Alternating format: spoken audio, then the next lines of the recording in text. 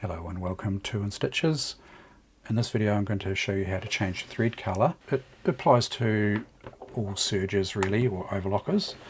So if you want to change colour, it's really just a matter of cutting the threads like so, and then taking these threads off here and placing your new colour on. And you can, with the two looper threads, so these two are the two looper threads, the blue and the red here, two loopers, you can get away with pulling the little knots through the eyes of the loopers if you're careful, but you won't get away with it with the needle eyes. You have to unthread the needle eyes. But let's just show you how to tie on there. But I literally just lay the two threads together like that, and I do what I call a granny knot, which is basically just a loop like that and just feed the loose end through the loop. Just a really basic knot there. Pull that tight like that, and you just go ahead and you do that with all of your threads. Sort of cut that one a little bit short. You probably could give yourself more length there, just to make it a little bit easier, but I've just taken it out of the thread guide up here to make that a little bit easier, and I'll just tie on like that, just making sure to put that back over the thread guide there.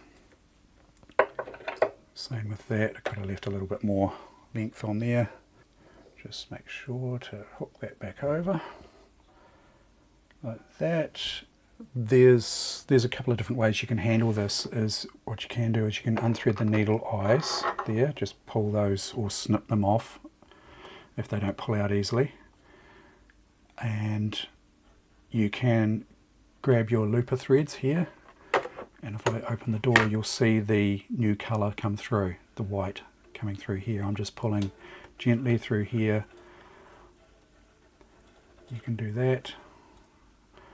That's the safest way of doing it, and then you can just trim your thread there, and then the same thing goes for your needle threads. Just pull those through. You might need to give it a little bit of a hand, it's caught on a guide there, probably this one I think. Just give that a little bit of a hand through. You might have to just give it a wee help like that to there, and then trim your threads there, and then you thread basically front to back, just as I did in the threading video. If you haven't seen the threading video, you can go back and take a look at that. It's reasonably recent. So I like to just pull the thread under the presser foot there, making sure that the thread is going through all the guides, just like so, and we're ready to sew again. Now what you can do is you can thread your needles even before you pull your looper threads through. So let's just pretend that they are red and blue still. I haven't pulled them through. Let's just imagine that that's the case. What you can do is you thread your needles, and then you can just sew with the machine. But that can be a little bit dangerous, I think, because if one of these knots does snarl on the looper eye, it's potential there that you could break a looper if it doesn't come through smoothly. Yeah, so it could actually snap a looper off. I'd be careful, extremely careful about doing that. If you are going to do it, just monitor where the threads are and just sew very slowly when they're starting to come through. Keep an eye on it. If it starts to make funny noises or look like it's grabbing, I would stop and just manually pull it through. And so that's all set to go there.